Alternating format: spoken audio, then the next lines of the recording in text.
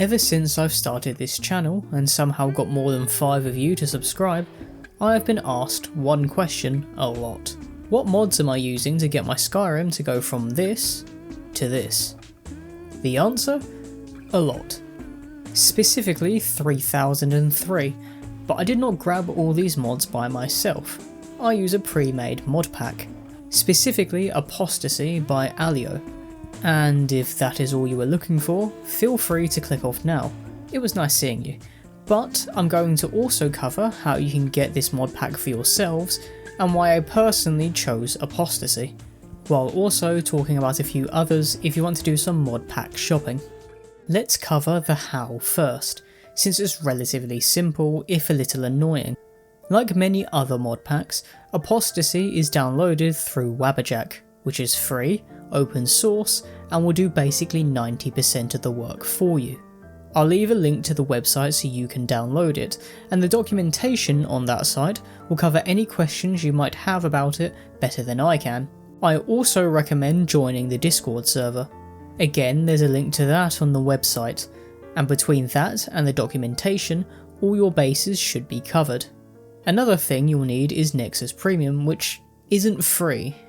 I know it's a tough sell in this economy, and you can technically get away with regular Nexus, but if you do, Elder Scrolls 6 will come out before you've downloaded a mod list. So pick your poison. Now once you've installed Wabbajack, open it up, and it should look something like this. Note that as of making this video I'm using version 4041, so there might be some UI differences later down the line. Before even bothering to look at the mod packs, go straight into settings and connect your Nexus account here. You've just paid for premium after all, might as well use it. Now we can go ahead and look at the mod packs, and you'll see that Wabbajack extends beyond just Skyrim. We've got Cyberpunk, New Vegas and so on, but we're specifically interested in Apostasy for Skyrim. Alternatively, you can use the search bar to look for a certain mod pack. Once you've clicked on the mod pack, it will have the entire list there for you to see, as well as the readme documentation. And as it suggests, read it. 90% of your questions are going to be answered in this documentation, so read it before you run around and panic. Most of the time these mod packs require you to have the anniversary edition, so bear that in mind as well. If you do have any questions that the document doesn't answer, I'd advise you to check in with a mod pack specific Discord server. You can find these in the overall Wabbajack server. Now on to downloading.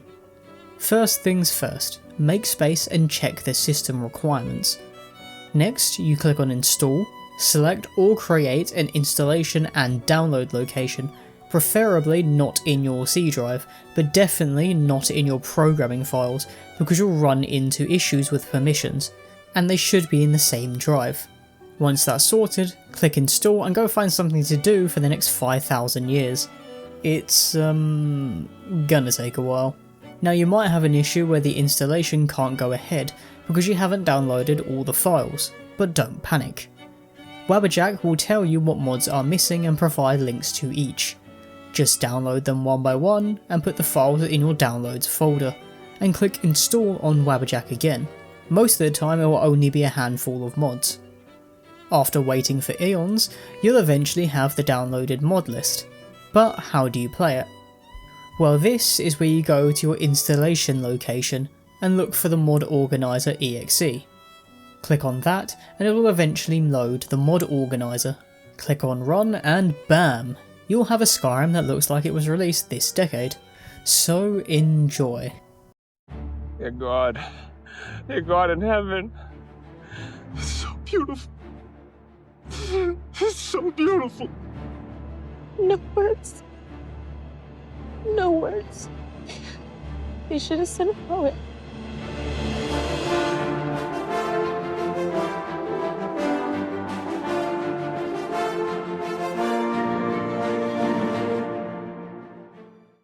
Now that we have covered the tutorial section, I'd like to talk a little bit about why I chose Apostasy. It's very lore accurate, although some visual things aren't, like the Game of Thrones style dragons, but I can let that slide. Now combat is dynamic, with combos, stances, perfect block, dodges and so on. It's more action orientated, super pretty, and while it doesn't have loads of quests, it spends a lot of time making the ones it already has extra good looking, like Siren Route and Vigilant.